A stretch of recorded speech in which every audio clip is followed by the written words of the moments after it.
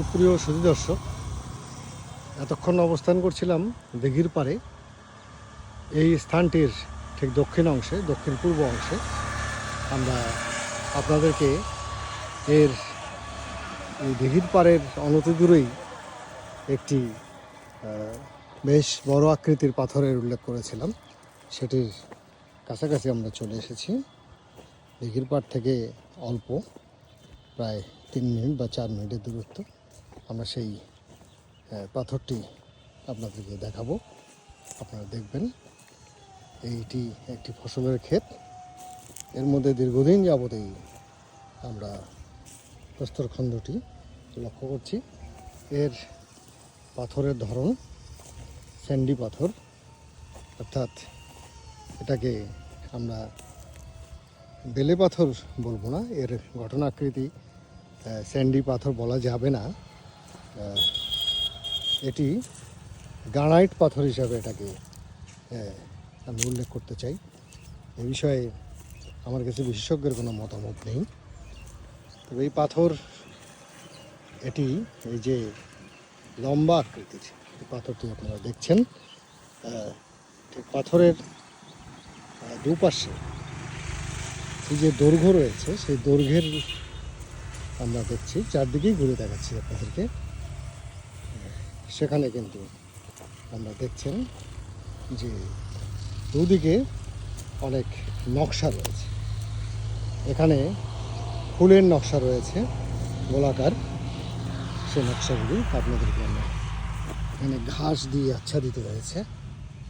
এখানে কিছু ফুলের গোল নকশা আপনারা লক্ষ্য করছেন, আমরা দেখাবার চেষ্টা করেছি।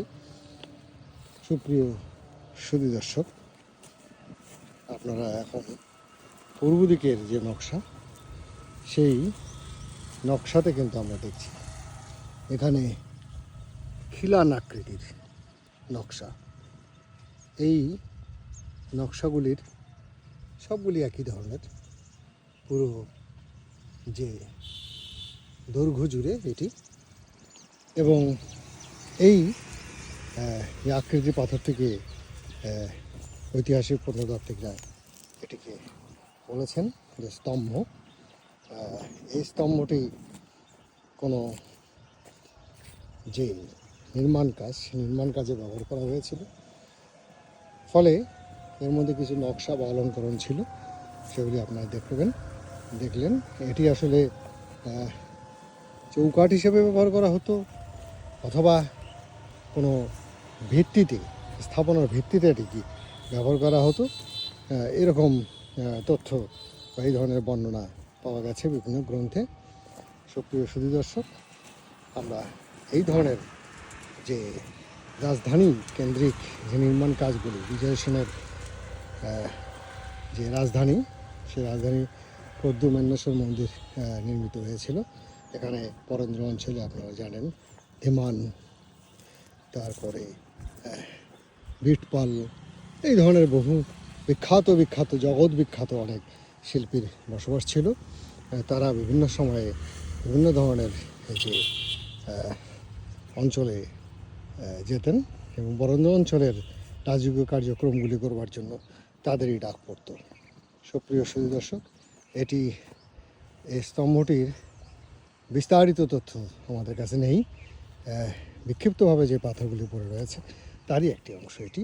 তবে এই ধরনের পাথরগুলি বা উপাদানগুলি এখানকার সমৃদ্ধির কথা উল্লেখ করে, জৌলুসের কথা উল্লেখ করে, এবং এখানে যে ধরনের রাজকীয় স্থাপনা ছিল সে সম্পর্কে আমাদের একটি ধারণা দেয়। সুপ্রিয় সুধী দর্শক, আমরা এই যে জমিটি রয়েছে তার আরেকটু উত্তর দিকে যাবার চেষ্টা করছি। সেখানে কিছু পাথর রয়েছে, সেগুলি আসলে জঙ্গলে আচ্ছাদিত।